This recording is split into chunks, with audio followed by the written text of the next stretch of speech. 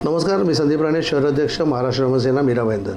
तुम्ही बघा असं आज पहाटेच BP रोड या ठिकाणी एक बिबट्या आवारात म्हणजे नागरिकांच्या आवारामध्ये घुसला. त्याचं कारण मोठं आहे असं आहे की या ठिकाणी मीरा भाईंदरमध्ये फार मोठ्या प्रमाणामध्ये झाडांची कत्तल होते.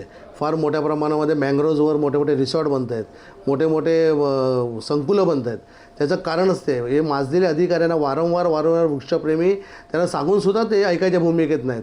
आणि ही प्रसंग ज्या जे जनावर आहेत त्यांच्या तुम्ही आतमध्ये जंगलामध्ये घुसाल तर हीच परिस्थिती येणार आहे.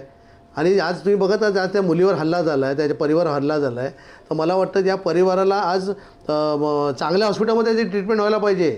तुम्ही लोकल कुठल्या त्या हॉस्पिटलमध्ये ट्रीटमेंट करू आणि आमदार खासदारने याची जबाबदारी घेतली पाहिजे. लक्षात घ्या, वारंवार अधिकाऱ्यांना सांगूनसुद्धा लक्ष देत नाही की अधिकाऱ्यावर जे माजलेले अधिकारी यांच्यावर कठोर कारवाई व्हायला पाहिजे. आज दिवसेंदिवस आज तुम्ही बघत असाल मँग्रोव्ज कटिंग ह्या उद्देशाने होत आहे. तुम्हाला जेव्हा रोड काजूपाडा रोड बनवायला हायवेला तेव्हा तुम्ही फॉरेस्टची परमिशन लागते आणि झोपडपट्ट्या फार मोठ्या प्रमाणात होते. त्याच्यावर लक्ष कोण घालणार?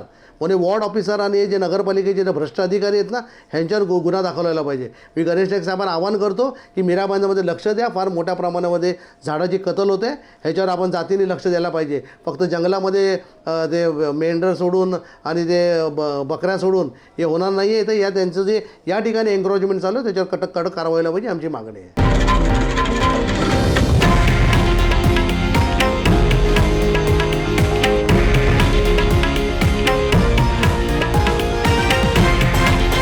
हे आहे देशातील नंबर 1 न्यूज नेटवर्क आणि आपण पाहत आहात TV9 मराठी, एकमेव.